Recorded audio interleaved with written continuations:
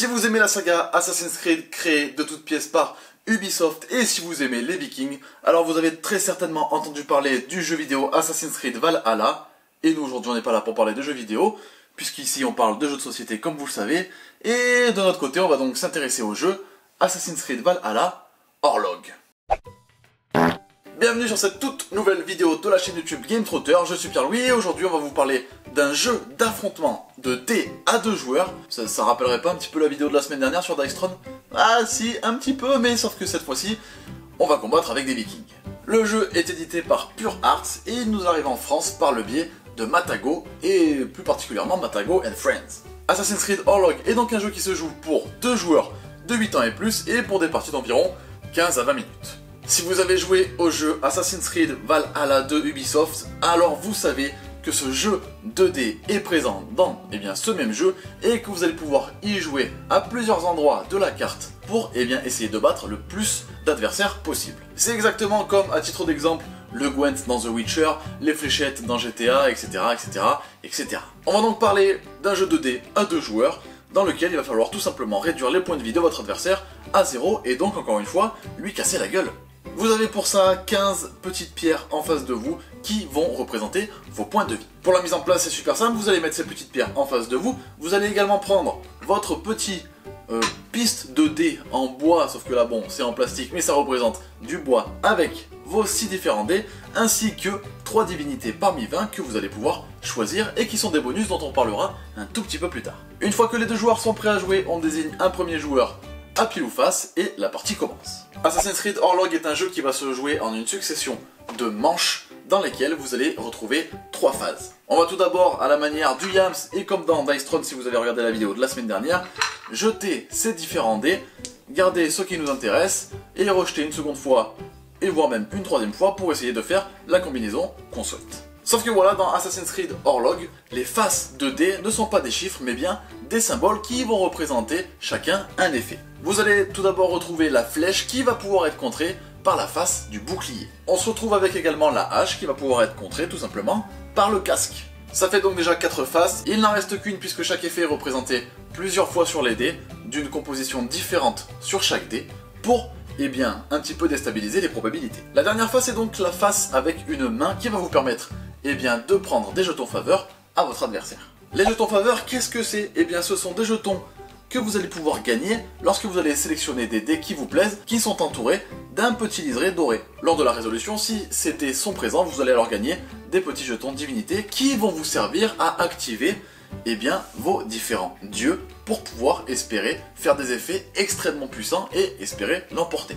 Une fois que vous avez jeté vos dés, que vous avez choisi des faces qui vous intéressent, vous les mettez devant vous, votre adversaire jette, il fait de même, vous faites votre deuxième lancer, vous sélectionnez vos faces, vous faites ça chacun votre tour jusqu'à ce que vos 6 dés et vos 3 lancers aient été effectués et que vous ayez les différentes faces que vous allez jouer ce tour-ci. Et avant de passer à la phase de résolution, vous allez pouvoir compter vos petits jetons faveur que vous avez déjà et choisir une faveur et réaliser potentiellement son effet. C'est à ce moment-là que vous allez choisir si vous allez réaliser l'effet de votre divinité ou non. Mais c'est pas maintenant qu'on l'applique. Ah bah non, sinon ça serait trop facile. On passe ensuite à la résolution de dés. Donc comme je vous l'ai expliqué, les haches sont bloquées par les casques, les flèches par les boucliers. Ceux qui ne sont pas bloqués, ça inflige des dégâts directement aux adversaires. On s'enlève les points de vie. Et ensuite, on fait les petites mains avec lesquelles on se vole les différents jetons. Et c'est après cette phase seulement que vous allez pouvoir réaliser l'effet de la divinité choisie, si vous le pouvez encore. Parce que oui, si votre adversaire vous pique vos jetons avec les petites mains, si vous n'en avez plus assez pour payer le sort de votre divinité, c'est ciao, vous ne réalisez pas son effet. Il va donc falloir être très stratégique et réaliser ces sorts et les choisir au moment le plus opportun et au moment où vous êtes sûr de pouvoir le réaliser. Parmi les effets des différentes divinités, il faut savoir que chaque joueur en possède 20, qu'il va en choisir 3 pour la partie. Vous allez retrouver des points de vie en plus, vous allez retrouver des gros dégâts en plus, vous allez pouvoir avoir des coefficients multiplicateurs sur certains dés, vous allez pouvoir vous remettre des vies si jamais vous bloquez tel ou tel dé sur telle face. Voilà, il y a une multitude d'effets qui sont disponibles avec ces 20 divinités, et autant vous dire qu'il y a une multitude de stratégies qui vont pouvoir être mises en place. Et le twist de Orlog, il est là. Il est grâce à ces divinités, et grâce au moment opportun, vous allez pouvoir les réaliser, parce que c'est là que toute la stratégie du jeu rentre en place, et c'est là que vous allez pouvoir renverser le cours d'une partie, et pouvoir l'emporter face à votre adversaire. Si on résume, phase 1, on lance les dés, on sélectionne. Ensuite, à la phase 2, on choisit si on active une de nos divinités. À la phase 3, on résout les différents dés, et ensuite on active nos divinités. Une fois que cela est fait, on commence un nouveau tour si les joueurs sont encore en vie. Et le premier joueur qui n'a plus de points de vie, il perd, tout simplement. Les parties sont donc rapides, assez frénétiques, très stratégiques, et on a encore envie d'y revenir après si on a perdu, voire même si on a gagné, pour essayer autre chose et vouloir changer ses divinités. C'est un jeu qui a la capacité de se sortir extrêmement vite, la mise en place est très rapide, et de se jouer extrêmement rapidement également, puisqu'une partie, comme je vous l'ai dit, dure environ 15 à 20 minutes, ce qui est très peu, et qui en fait un jeu très accessible. Bien évidemment, c'est un jeu de dés, donc il y a forcément du hasard. Vous avez quand même les divinités qui viennent pallier à ce hasard, mais bon, ça reste quand même un jeu de dés, vous le savez, c'est comme ça que ça marche. Les règles, je viens de vous les expliquer, elles sont assez accessibles. Attention toutefois, parce que le livret de règles, je l'ai trouvé assez mal écrit, il faut le dire. C'était un petit peu compliqué à comprendre, mais bon, après, voilà, il faut se dire que le livret de règles, c'est juste un petit feuillet comme ça, vous n'en avez pas pour longtemps.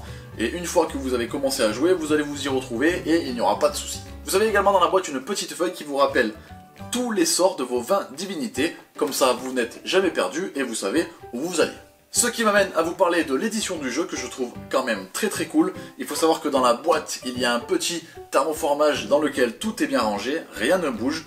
Le matériel est nickel, les dés ils sont de bonne qualité.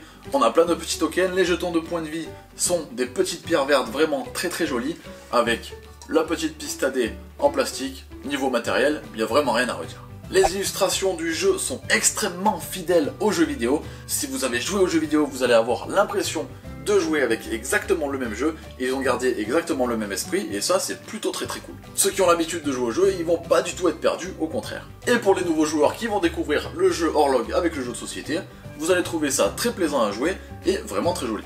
Avec les petites divinités qui sont toutes en bois sculpté, etc. sur le petit token, c'est vraiment très sympa. Horlog est donc un jeu Assassin's Creed Valhalla qui est disponible dans toutes les bonnes crèmeries ludiques. Donc si le jeu vous plaît, n'hésitez pas à vous le procurer. Moi le côté stratégique m'a beaucoup plu, j'ai vraiment apprécié jouer à ce jeu, des parties rapides et très prenantes. C'est ce qu'on retiendra de ce petit jeu de dés Horlog. C'est vrai qu'en ce moment il souffre un petit peu de sa comparaison avec Dice Throne, forcément parce qu'ils sont sortis à une semaine d'intervalle. Donc c'est forcé qu'on fasse la comparaison, mais il a quand même quelque chose de très sympa à proposer. Et si vous avez le moyen de le tester, n'hésitez pas. C'était une vidéo extrêmement rapide pour vous parler d'Assassin's Creed Horlog. Je vais vous expliquer tout ce qu'il fallait savoir, je pense, sur le jeu. Si la vidéo vous a plu, n'hésitez pas à laisser un petit commentaire, à mettre un petit j'aime. N'hésitez pas surtout à vous abonner à la chaîne. On se retrouve très bientôt pour une nouvelle vidéo. C'était Pierre-Louis, bien évidemment. Jouez bien, jouez malin. Ciao!